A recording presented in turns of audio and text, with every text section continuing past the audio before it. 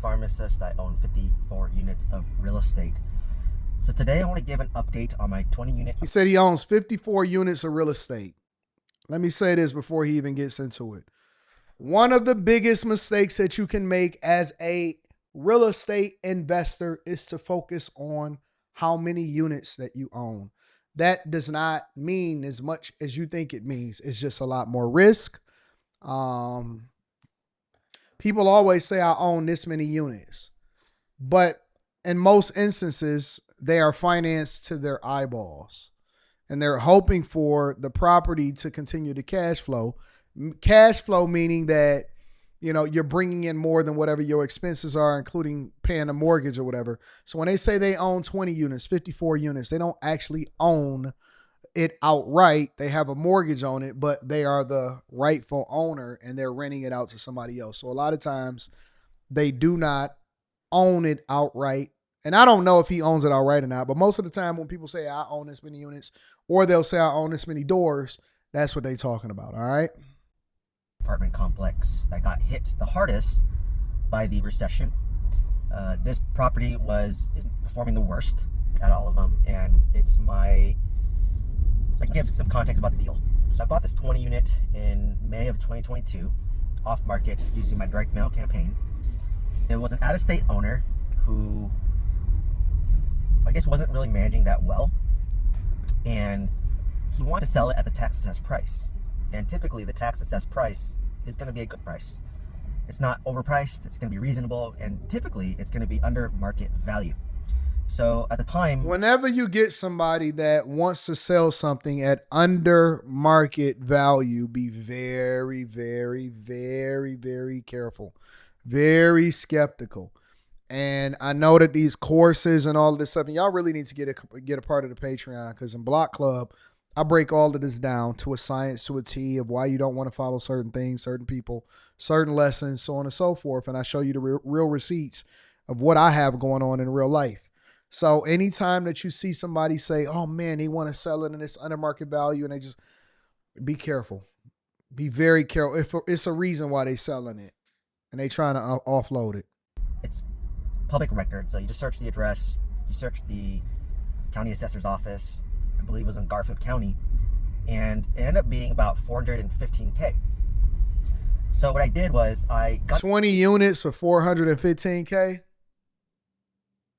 All right, let me hear the rest of this. $450K price in mind, and I asked for the T12, which is the profit and loss statement for the past 12 months, and a recent rent roll, and basically got that over to my lender.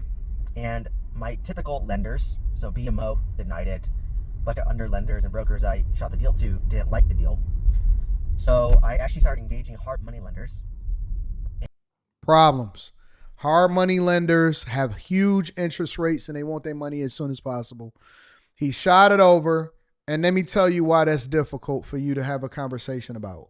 Is because those people are not doing their due diligence. They're not riding by it at night. They're not looking at the quality of the tenants. They only do numbers. I don't like bean counters. I hate bean counters.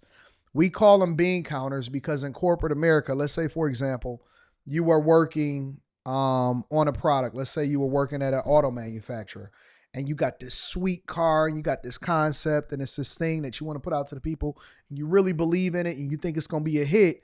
Well, before they ever green light that project, you can do a concept car, you can do whatever you want to do. Before they ever green light that project, they're going to send it over to the bean counters. It's the accountants, it's the people that's going to do the costs, and they're going to do a breakdown. And they're going to try to figure out whether it's financially feasible for you to do so.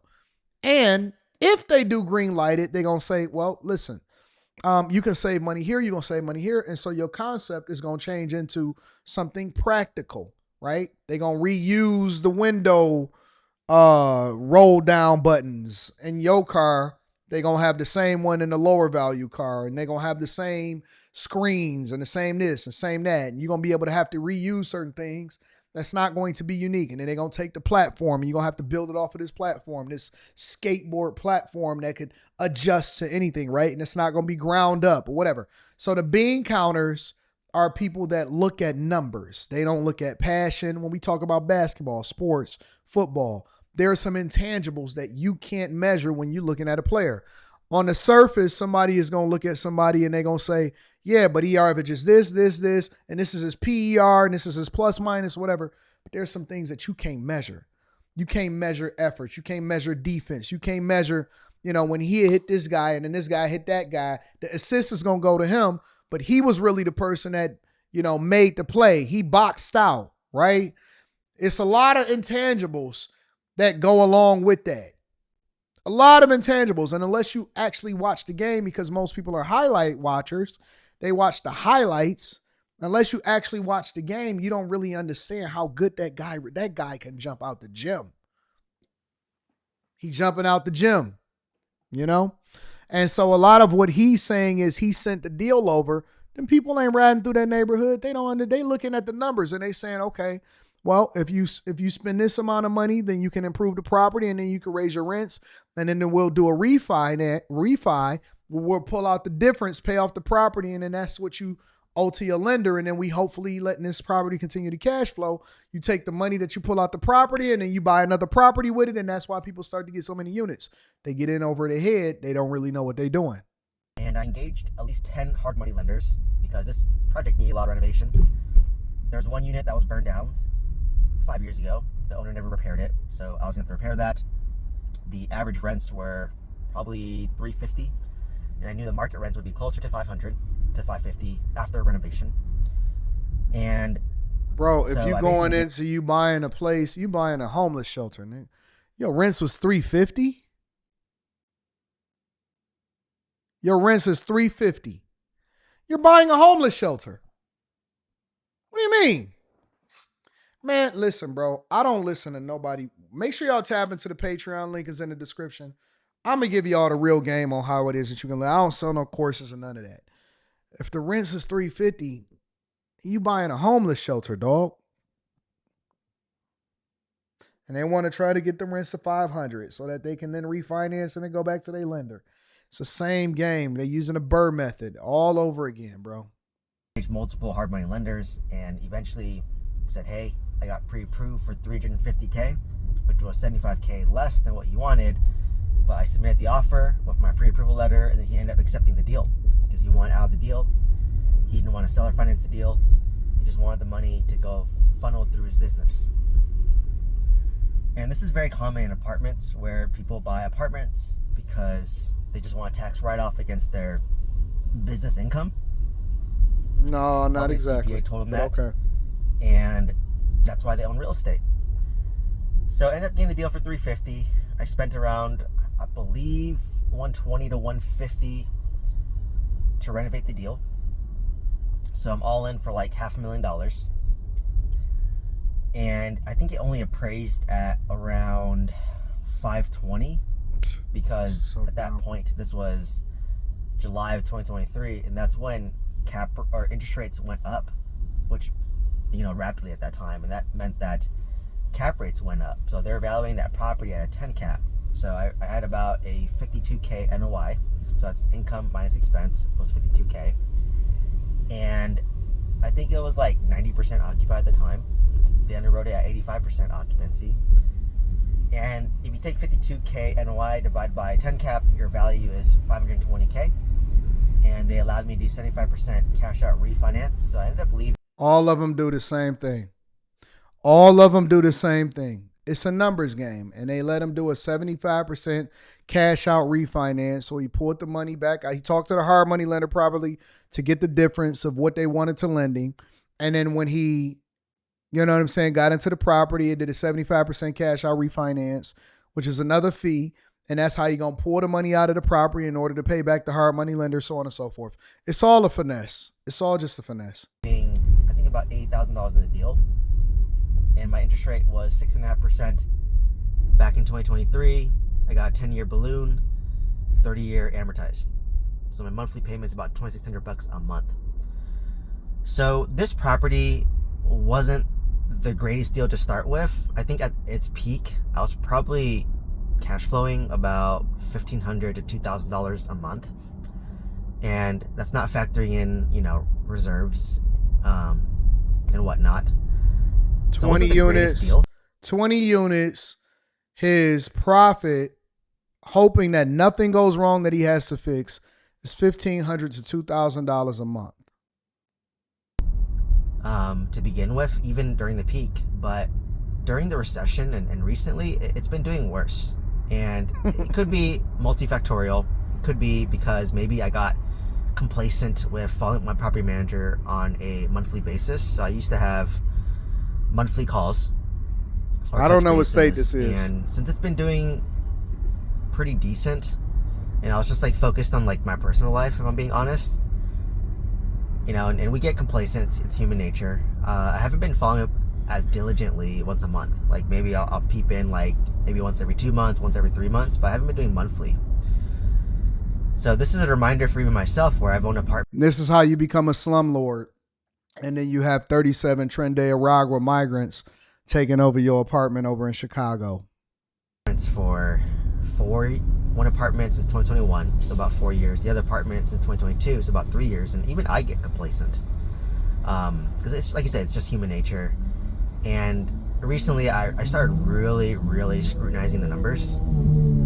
So now, and this is something new that I adopted, like I said, I'm still learning with you guys, is every month now I'll have an Excel spreadsheet of all my properties, and I'll list how much money I made and then what the expenses are. So for single family homes, it's a little bit easier to predict because, you know, you have your rent, you have your mortgage, your property tax, your insurance. The only variable is if you had a repair that month. So I know if I had a repair that month, most likely I'm negative cash flow for that single family home in California. If you have, he in California too. So you saying that, think about this, y'all. If he has a repair that month, then he's automatically going to be in the negative for the month. The margins are so thin. What is a margin?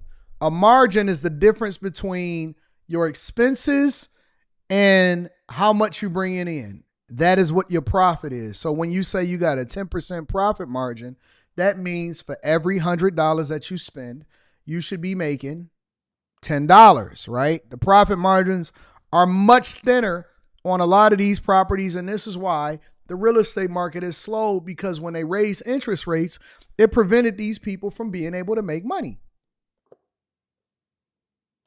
And anytime that he has a repair, immediately he goes into the red.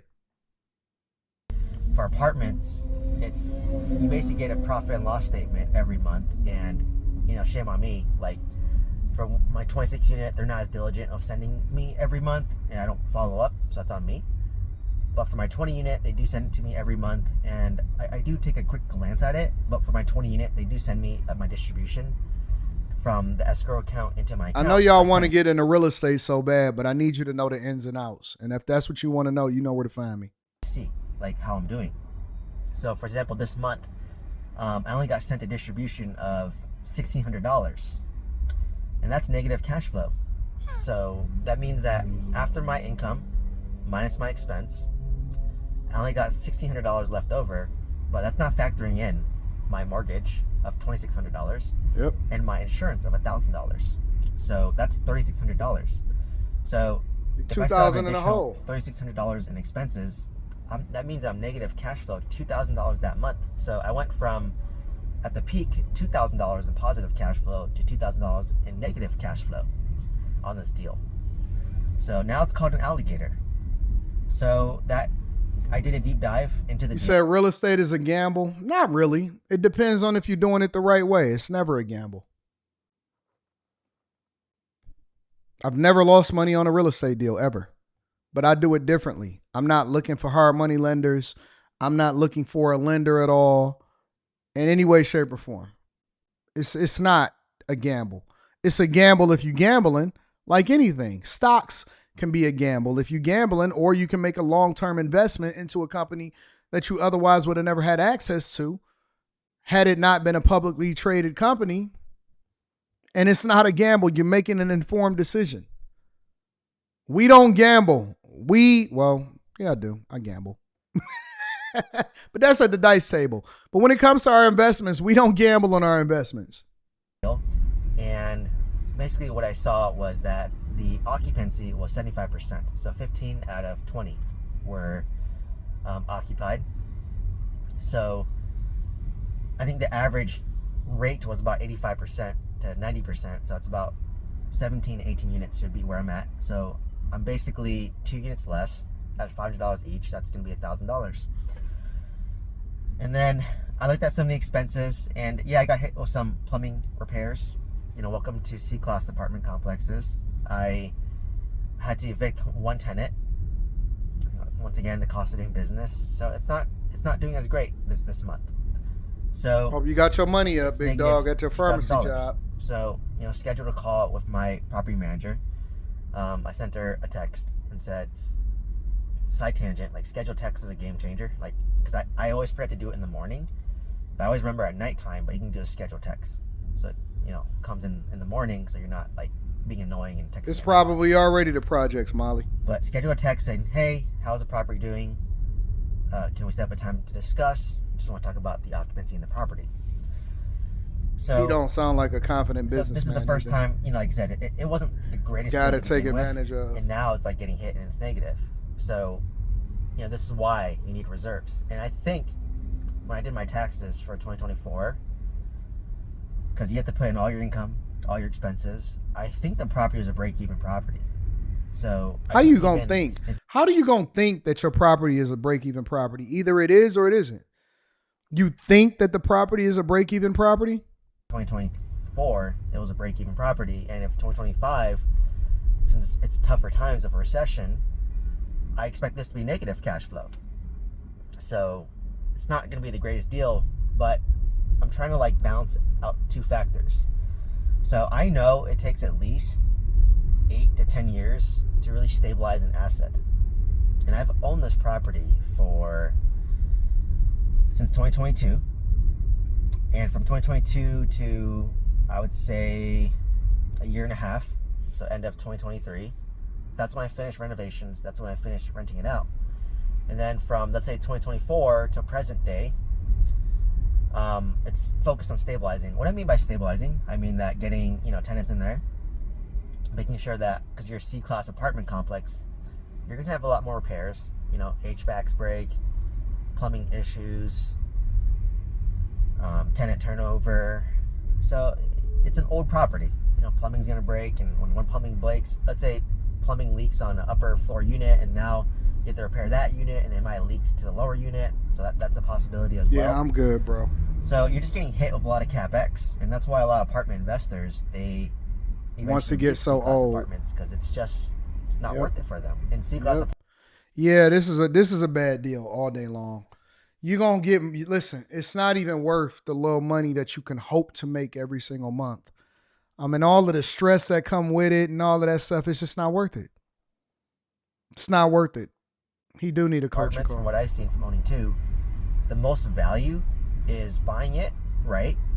Fixing it up, and then you basically pour the money out of it. Refinance to pull out all your money. Or you sell it. Or you 1031 exchange it into a newer asset. Yep. Like a newer B-class or A-class apartment complex. So when he says 1031 exchange, what that is you selling it, right? But you're not keeping any profit. You're rolling everything that you made from it into another deal so that you can avoid the taxes that come along with it. A lot of people do that also. So it's a lot of different ways that you can do different things and do different deals. Complex. So I might. But you would have to actually find another deal, I think within 90 days, 30 to 90 days or something like that. I don't remember exactly the amount of time. Go from like a 20-unit C-class apartment complex to maybe like a 5-unit B-class apartment complex, as an example. So let's just say I'm going for a 20-unit that I'm selling for, let's say, $700, and using that $700, let's say I'm buying a $700,000 5-unit apartment complex, but it's newer. So you're kind of trading up the asset class. So for me, I don't want to throw the baby out of the bathwater just yet. Correct, Bull I want to City. see how the property's doing, like long term. Like I said, I don't think owning it for 3 years is long enough. But once I start hitting that 8-year. Facts. Chuck, you got it right on the nose. And this is the conversation that we need to be having. He could just stick that $500K in QQQ and Bitcoin and call it a day. He could have put it in an ETF or did it in Bitcoin, and he'd have had a much, much bigger return on your money. That's the name of the game. All right. I'm glad that you finally said it. Somebody finally caught it. Let me bring it back to the front of the congregation, okay? A lot of people get caught up in the name. Hey, I want to be a part of the real estate game, or I want to own real estate. People are having the wrong conversations. Instead of saying, I want to have a greater return on my money, or this is what my financial strategy is, I'll give you an example. There's some people that's generating so much revenue and other things that they got going on that they're looking for a way to offset their taxes and to buy more assets that would then generate more revenue. And so their strategy is going to be much different than a person that's trying to create a new business or get into a new business or generate revenue or have a return on your money so that you're basically compounding it. And that's how you then become the Warren Buffett of whatever particular thing that you're doing, right? And so if you're talking to somebody, and this is why you can't be a 5-year-old life coach. You know what I'm saying? Because if somebody you talking to that you getting a coaching call from, if they're not first asking you, okay, so wait a minute, let me understand where you at and where your goals are and what the gaps are, because the first conversation that you need to have in understanding the person and their financial goals is, what are you looking to accomplish? Are you trying to own more assets? What are your long-term goals? What is your family life going to be like? Are you trying to leave this to different people? Your strategy is going to be informed based off of where you are and the gap from where you're trying to be. Because you don't want to buy a C-class 20-unit apartment that's charging $350 per unit and you got an old building that you're going to have to maintain trying to get into the game because you want to be a part of real estate, when you can get a greater return on your money and not have to deal with any kind of hard money lenders at all and taking that type of risk, and you will get a better return on your investment. People are more concerned with having the doors to say that they are in the game than they are having a greater return on your investment. I want the most money possible, and I want to lower my tax burden. I'm not necessarily caring about how many doors unless it comes with a certain profitability. Because otherwise, I'm better off throwing my money into A, B, and C stock and be more focused on Stock Club. And that's why on the Patreon, we talk about it in all encompassing, right? We talk about budgeting like a business. We talk about Block Club, which deals with real estate. The difference between building versus buying new, right? Or buying and then renovating and all of those different things. And I show you the receipts. And then we go into stocks, and then we go into AI, and then we go into content creation and marketing yourself more effectively. Everything is going to be all encompassing, and all of it leapfrogs into each other, because that is the way then you make a stronger strategy to make sure that you're ensuring yourself of getting richer and more successful and acquiring more assets and reducing your tax burden. But so many people are caught up in the terms. The terms is going to get you in trouble. You're going to get in over your head, and you're going to get into something that you can't get into, that you ain't supposed to be getting into. And you need to be more careful with what it is that you investing in. It's going to stress you out. And you're going to be stressed out because you got 20 units and you're losing $20,000 every single month, or you're losing $2,000 every single month, and you got big repairs coming, and the property is continuing to be, it's getting older. So you're just going to have more things that you got to repair.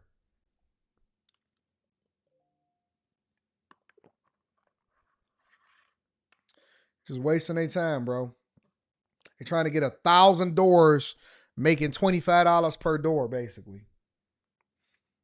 And they one step away from losing everything. Anyways, let me look at some of these. I want to make sure that I acknowledge the people that's holding me down. This was a good show. I had fun today. I want to give a shout out to April. What up, April? Should I cut my locks? Let me see you. April, you ain't got locks on this one. Should I cut my locks to go into a large firm?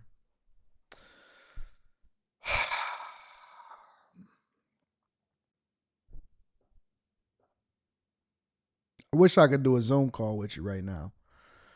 I have always, if you're going into a large firm, I've always leaned on the side of you got to be a cultural fit. Got to be a cultural fit. Do you want to be known as the black girl? You want to be known as the black girl in the firm? Or do you want to be known as April, the best person for you to contact for this particular thing?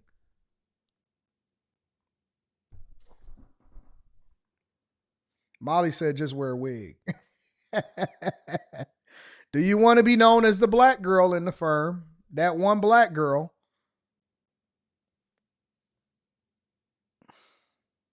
Or do you want to be known as the girl, her? Hey, go talk to April. She's great at this. Dion says, unfortunately, yes.